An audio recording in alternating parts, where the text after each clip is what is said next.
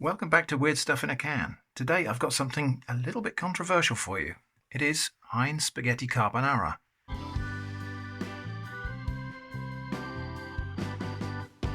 So, slight trepidation about this whole video really, because Italian food is quite fiercely gate-kept, and spaghetti carbonara might be the leading example of food gatekeeping and controversy and argument. As I understand it, carbonara is a relatively simple dish made from pasta with a sauce made from eggs, cheese and cured pork. There are, however, lots of variations on that, even I think within Italy, but everybody thinks their version is right. Anyway, I'm not expecting that this can of spaghetti carbonara, or so-called spaghetti carbonara, will be very authentic to anybody's recipe, chiefly because one of the things you can say about nearly everybody's version of carbonara is it's usually served pretty instantly after cooking. It's a dish that kind of has a really, really short shelf life. It has to be cooked and then eaten. This is not going to be like that because it's been in a can for months. To further fuel the ire that this will no doubt generate, I've got another product, not in a can, but this is hot chicken flavor ramen carbonara variety. So again, a thing claiming to be carbonara. We'll look at that later in the video. And I think just to round things off, I will also attempt to make something like an authentic carbonara, at least somebody's version of authentic carbonara. Anyway, let's have a look at the ingredients. Pasta 45%, which is water, durum wheat semolina, and then water, pancetta 4%, which is pork, salt, spices, maltodextrin, dextrose, acidity regulators, sodium citrate and sodium carbonate, antioxidant, sodium ascorbate, preservatives, sodium nitrite, smoked sunflower oil, natural flavouring. And then we get onto the sauce. Corn flour, skim milk powder, cheese powder blend, 1% contains milk, milk powder, sugar, rapeseed oil, salt, modified corn flour, stabilizers, polyphosphates and sodium phosphates, natural garlic flavouring, black pepper, onion extract, dried parsley, may contain sulfites. There's the nutrition information if you're interested in that. And yeah, so let's just talk about deviation from some sort of authentic carbonara here. This is obviously pasta in some kind of a cheese sauce with pancetta, which I don't think is the one that purists of carbonara will tell you to use. They tell you to use guanciale, which is a bit like bacon made from pig's cheeks rather than belly pork. Yeah, so this got 4% pork in it and a tiny, tiny amount of cheese. And did I see egg in there? I don't think I saw egg in there at all. So the sauce is not even an egg sauce. Anyway, let's open it up and have a look. Now, what's not controversial, of course, is that one of these is the best way to open any kind of can.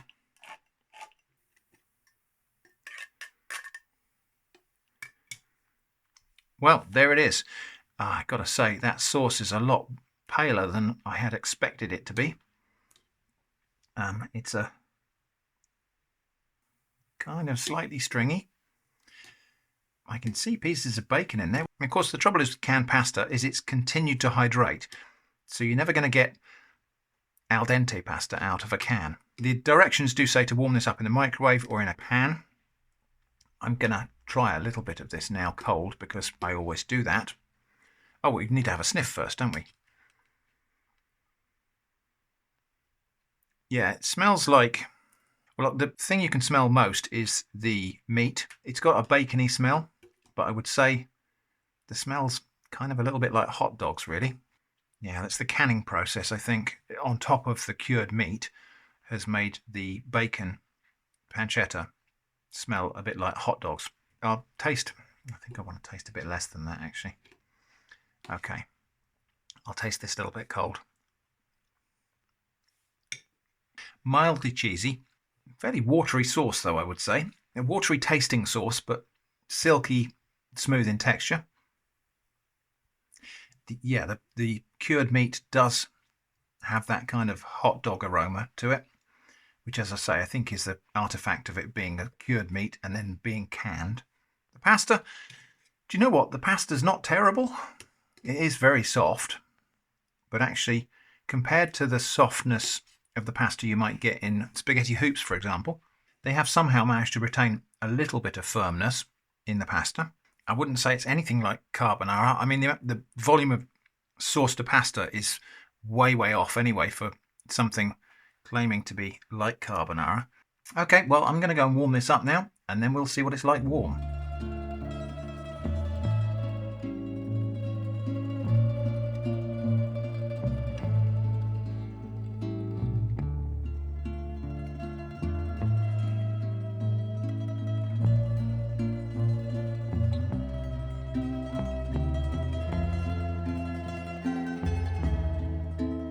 All right, so back from the kitchen, and the first quandary here is, how do we eat this? Because the pasta strands are not really long enough for a fork, but they are a little bit too long for a spoon. Let's try a fork. So lots and lots of sauce, and the sauce has got this very peculiar, slightly stringy gloopiness to it, and it's going to be dripping off the bottom, so you're going to have to forgive me. It's actually quite unpleasant. It's not the pasta, and it's not the bacon. It's the sauce that is the problem. This sauce somehow manages to be watery at the same time as being gloopy. Lacking in body, I think is the term. I'll taste a bit of the sauce on its own. It's actually quite salty.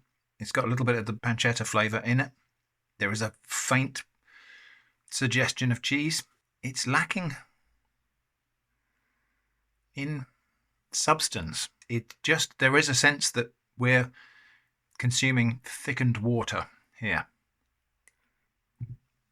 And it's not incredibly nice. Considering this is canned pasta, the pasta's actually stood up pretty well. And I can only imagine that that is probably because this can has not been standing for as long as sometimes a can of food will do. End date on this one is 2025 sometime. So this may have only been canned in the last month or so, and so perhaps the pasta hasn't had a chance to over-absorb moisture. I mean, to the extent that you would get with spaghetti hoops. It is genuinely quite unpleasant, though. And I say that as somebody who, I think it's fair to say, I have fairly broad tastes, and I'm not usually a food snob, but I don't know what to say about this, other than what I've already said. Surprisingly, the pasta is not the disappointing thing. I just want to get you in close, actually, so you can kind of see what I'm talking about. So the pasta, like I say, pasta's got a little bit of resilience to it still. It's still way overcooked or way overhydrated. But this sauce is kind of, there is a weird shear thinning thing going on here as well, where sometimes the sauce is kind of gloopy, but then other times it's disappointingly thin and watery. So, I mean, congratulations to Heinz for creating basically a scientific marvel of a sauce here, a sauce that manages to be gloopy and watery at the same time. That is an achievement. I'm not sure it's what they were aiming for, but yeah. One more spoonful, just to give it a fair shot. So that's about 2/3 of the can in this bowl. I've probably eaten about 1/3 of a can here. I think that will be all. Anyway, that was Heinz Spaghetti Carbonara. Weird stuff in a can on atomic shrimp. But we're not done, because we've still got to do the hot chicken flavour ramen carbonara variety, and I've got to have a crack at making carbonara myself to some kind of level of authenticity, which we'll do on 2 different days. You'll see it all in this one video, though. So we'll be back on another day for the next instalment. Right, day 2 in the carbonara house. Today we're going to look at this Buldak hot chicken flavour ramen carbonara variety. Before we move on, just overnight thoughts on this product. To me, I'm pretty sure this thing has to be rage bait. That is, I think they've made this product deliberately to be controversial. You know, I can't see how you could accidentally make this and not realise the passion that is attached to the sort of gatekeeping of this particular recipe. And I can't imagine why you'd make this version of it, which is just so very weird. I feel like they've just done that to grab some attention. And of course, and it's worked. Here I am giving them that attention. Anyway, that's probably enough of that then.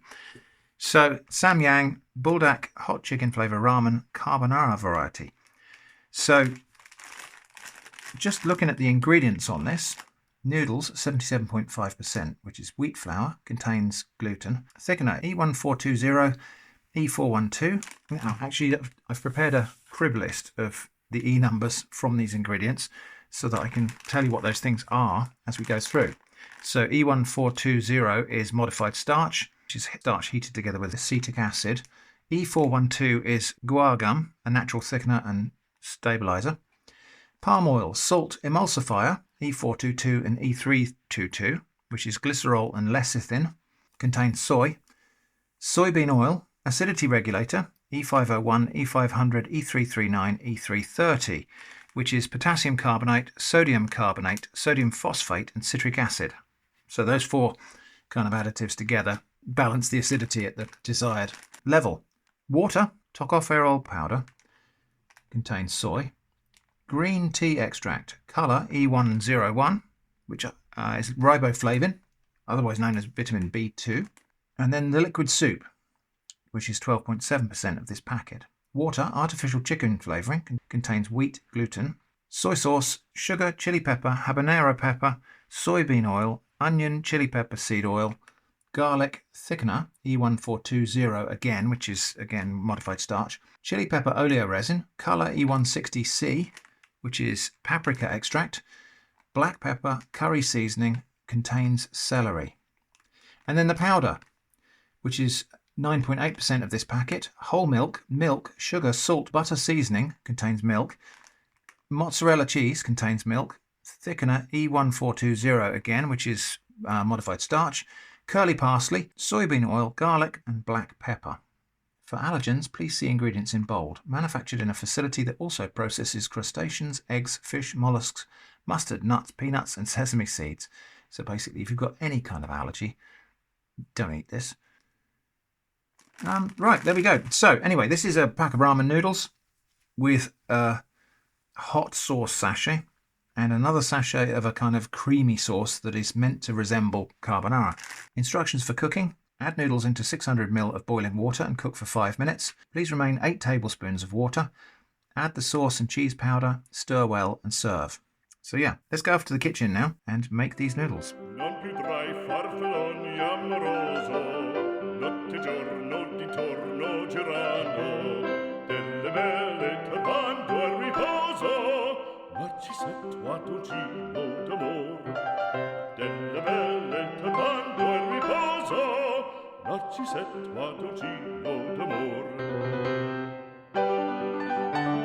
Okay, back from the kitchen. Now, I haven't put the hot sauce on yet because I didn't want to overlay any subtlety in this creamy sauce with stronger flavours before we have a chance to taste the kind of carbonara angle of this. So, that little sachet, together with 8 tablespoons of the cooking water, has turned into a, quite creamy looking sauce. There is an aroma of cheese here. I'm just going to give this a little taste on its own before we put the hot sauce on. So yeah, that was quite a mild flavoured sauce. It is creamy-ish. I would say not a very strong flavour of cheese, but it's a creamy sauce. It's more pleasant to eat, even in this incomplete state, than was that can of Heinz carbonara. So make of that what you will. Anyway, time to add the hot sauce now. So I think what I'll do here, I've already got sauce on my fingers. That's going to go in my eyes later, no doubt. Now this hot sauce here has got quite a reputation for being quite potent. So I think we'll add like about half of it to start with. And I'll just toss that into the noodles. Okay, well that's kind of adequately mixed. Let's have a taste of that now, together with the hot sauce. That's good. The creaminess of this powder-based sauce does mitigate the fierce heat of the hot chicken ramen sauce. I think I am going to have the rest of this on there though.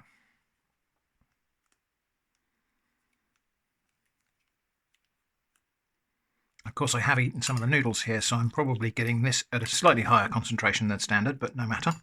The amount of sauce here is not as much as you'd get in the other varieties of these noodles. The 2 times spicy, I don't know whether you just get twice as much sauce or whether the sauce is supposedly hotter. The hot, spicy, chili-based sauce is nicely balanced by the creaminess of the other sauce.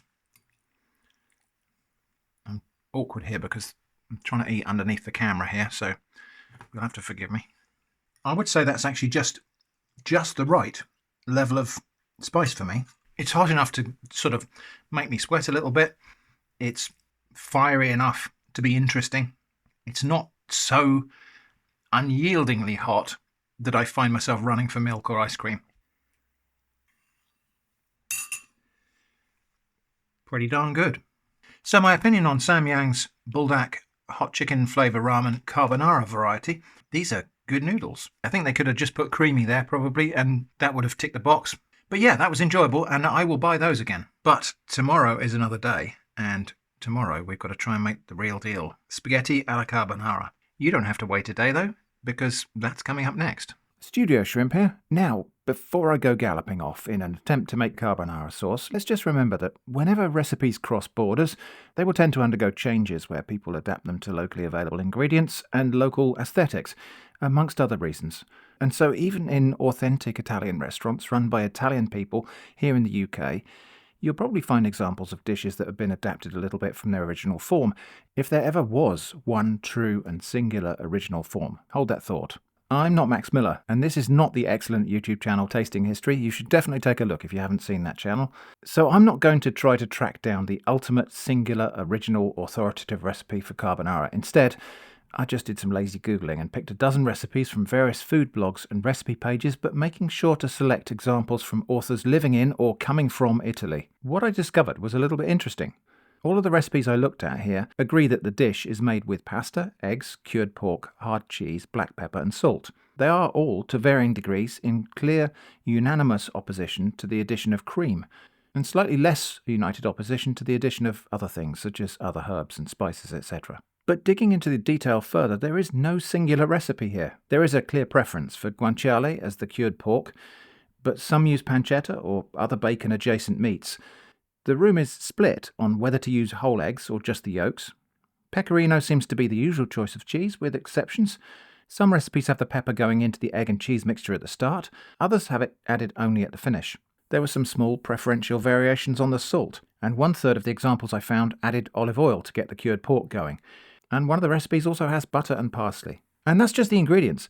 I don't have time to go into the subtle differences of proportion of those ingredients and methods such as the consistency of the egg and cheese mix. Suffice it to say that there isn't just one version of this dish. So whatever I make here, it's impossible that everyone will agree it's authentic. Let's just bear that expectation in mind as we proceed. Let's go over to Kitchen Shrimp now, who is trying to make spaghetti alla carbonara. Okay, we're more or less set to make carbonara here, and I'm feeling a little bit nervous, and I think that's just because I've given this too much build-up. I thought I was going to have to substitute the guanciale for something else, because I had real trouble finding guanciale. However, I travelled to the ends of the earth, well, to a town that happens to have an Italian deli in it, and I was able to get hold of some authentic Italian guanciale, and there it is. So as you can see, this is a really fatty cut of pork, cured pork, crusted with black pepper. I think we cut the rind off because that's quite tough. So, interestingly, got a slight, I don't know if there's like a vinegar or wine vinegar that used in the curing or something like that. Anyway, so we are going to have some of this guanciale. Let's see how that looks. Now, on the subject of eggs, I was going to use whole eggs for this because, as I say, the room is divided on whether to use whole eggs or just the yolks. However, the proprietor of the Italian deli where I bought this, I asked him, I said, whole eggs or egg yolks? And he looked at me like I was insane and said egg yolks, of course. So I'm going to go with egg yolks. And the imp of the perverse did briefly settle upon my shoulder and say to me, ask him how much cream to put in. But I resisted. I don't know, I think those pieces might be a bit on the large side, so I might just cut those again. Yeah, I resisted the temptation to mess with him because I don't know the guy. But we've got the authentic ingredients, and I'm probably making a bit of a lash job of dicing this all up, but here we are. So anyway, back in a moment when we've got the ingredients prepared. I've got my water on the boil already, but I'm prepared to stop that because the first thing we need to do is fry and render this guanciale. I'm just going to let that sizzle away in there to render out the fat and to crisp up. What we can do, however, while that pork is sizzling away over there, is prepare the sauce, or at least the egg part of the sauce. So I'm using Burford Browns for this, and I am just going to use the yolks. So my preferred way of doing that is crack the egg and then pass the yolk back and forth between the two halves of the shell.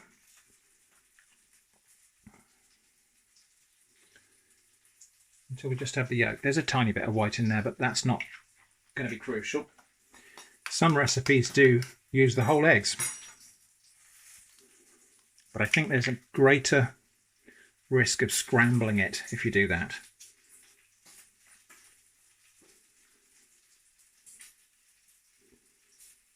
It's a bit of a messy way of separating eggs, but I find some of the other methods that people recommend don't work very well for me. And of course you can get tools for separating eggs as well, so you can get these little spoon type things with slots in them. The main thing is not to break the yolk too soon. And some varieties of egg, it's easier to do that than others. I think we're going to go for 4 yolks. These are quite big eggs, so those are quite large yolks. I think we'll go for 4 of them. And I will find some other use for the whites, some other recipe. Well, maybe we'll make some macaroons or something like that. Right, 4 egg yolks. There's a little bit I'm going to just pick out there. Egg whites in the fridge for later. Let's just go back and check on that guanciale. So it's starting to crisp up, but it's not completely crisp yet. Look how much fat is rendering out of that. Look at that. So these egg yolks, just going to combine those together in a bowl. In case you're thinking those are unnaturally orange, they are naturally orange actually. The Burford Brown variety has a particularly deep coloured yolk. They feed them stuff as well. They feed them foods rich in carotenes, which are transferred through to the egg. So that's the reason those are that colour. My black pepper, which I've ground in advance. I reckon we could probably go for a bit more than that. And I'm just going to go and take that pork off the heat. So yeah, I'm happy now that that's as fried as it needs to be. So that lot's coming out. Okay, so now all of this will just stand until the other bits are ready. Egg yolks and pepper, and then pecorino romano. I'm not going to weigh this. What I'm going to do is grate some in and mix it. And I'm going to keep on going until it looks like I've got the right amount of cheese in there. So we're going to grate in enough cheese to make this into a thick, sort of almost pourable paste.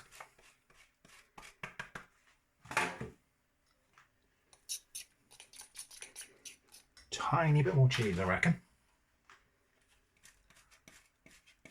Now there is no salt going in here. There's no salt added to this sauce because pecorino is a very salty cheese anyway. And of course, the guanciale is a cured pork that's also quite salty. That, I think, probably looks about right. Water's on a rolling boil. Salt goes in there. We'll just wait for that to come back up to the boil. And I've got about 220 grams of spaghetti. This is for 2 people. And that's going to go on for 8 minutes. With about 2 minutes to go on the pasta, I'm going to just turn this heat back on underneath the fat here. And that's at 8 minutes. I'll just test a piece of that. So, yeah. That's good. It is cooked, but it is a little bit of a bite to it. So that goes into there.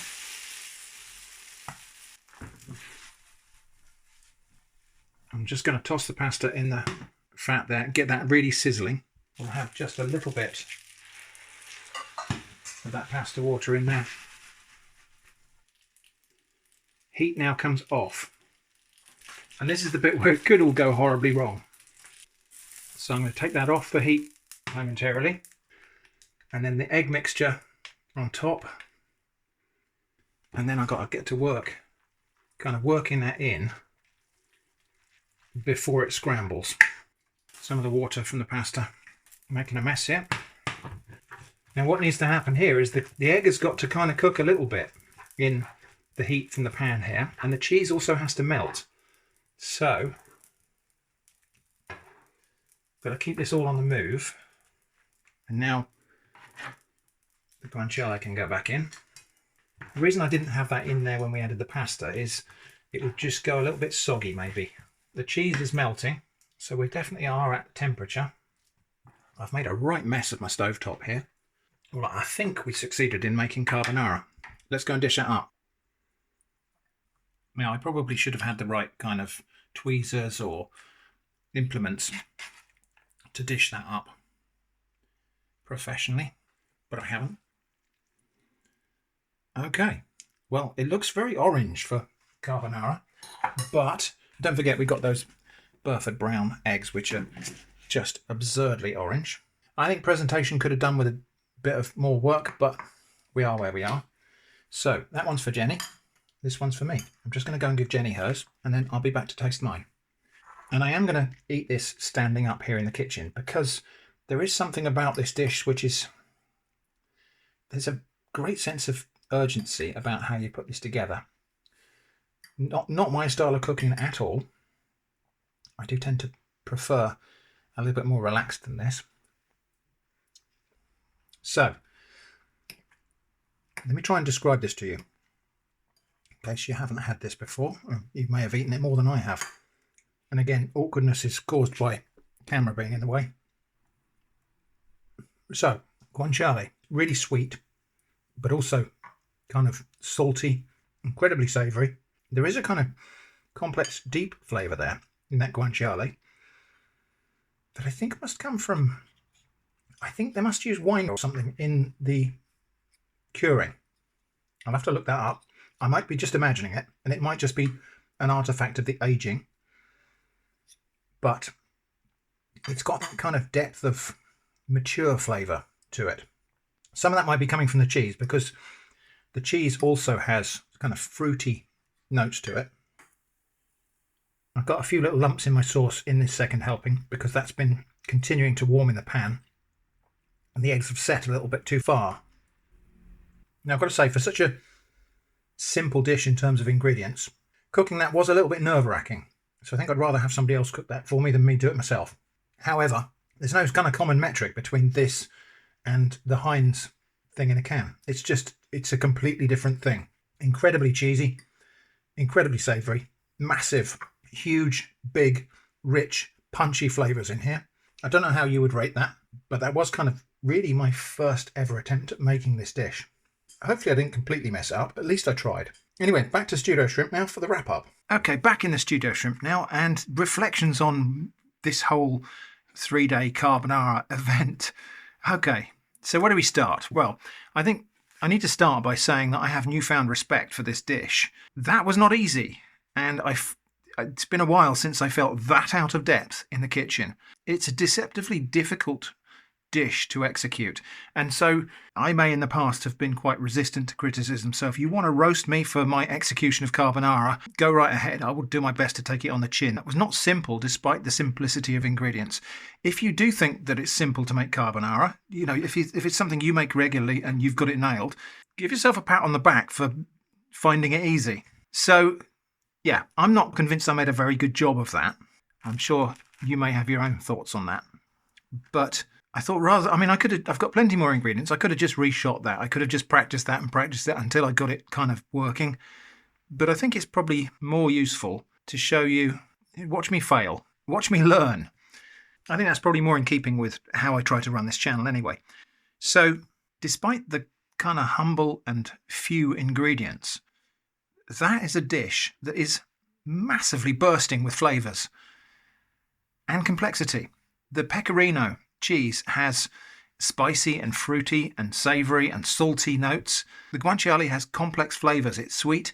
It's got an interesting kind of cured fermented flavour. Again, it's savoury, it's meaty, it's salty. that fat has a particular meaty pork aroma to it. And so I kind of get it, how people can get uptight about the idea of adding things to this dish. Whilst I would normally take the stance of, well, do what you like with your food, it's your food, I can kind of get the gatekeeping for once. My thoughts when I was preparing for this recipe is, oh, well, that would be nice with a bit of nutmeg in it, wouldn't it? Because it's eggs and it's a creamy sauce, so that'd be nice with a bit of nutmeg in there. Maybe it would, but it is such a complete and flavour-packed dish already. I feel like if you want to add things to it, you perhaps don't get what the dish is about. I don't know. Anyway, let's reflect on the other things. So this Heinz spaghetti carbonara in a can, I now, I think I can now perceive this for the travesty that it is. This has no business calling itself carbonara. It's so flavourless and so watery and so bland and so lacking in any kind of flavour and virtue. It has no business calling itself carbonara. It's barely food. The Buldak Carbonara hot chicken flavour ramen, I think we should give these guys a pass, because whilst it isn't carbonara, at least it has flavours. At least it manages to be interesting in a vibrant and punchy way. And whilst those flavours weren't anything really like the carbonara that I've just cooked, or indeed carbonara I've had in restaurants, the fullness of palate of flavours is comparable, let's say. So I think we give these guys a pass, because whilst it's not carbonara, it tried really hard and it hit the spot. And yeah, let me know in the comments what you think about my attempt to make carbonara. I might practice that a bit more and you might see it come up in another video, perhaps in a random stuff video when I've had a chance to do it in a more relaxed fashion. I've got to say, it is a dish that's kind of very time critical, some of it, and trying to do that when you're resetting cameras and things is not fun. I might cook it a few times off camera, and maybe do a thing where I just set up a static camera in the kitchen, and then you can see how much or whether my skills have developed. I am feeling somewhat humbled in the face of what I thought was a simple dish and is actually quite an art form to execute properly. Anyway, I hope that's been interesting. That was principally Heinz spaghetti carbonara in a can, weird stuff in a can on atomic shrimp. I hope that's been interesting. Thanks for watching, and I hope to see you again soon.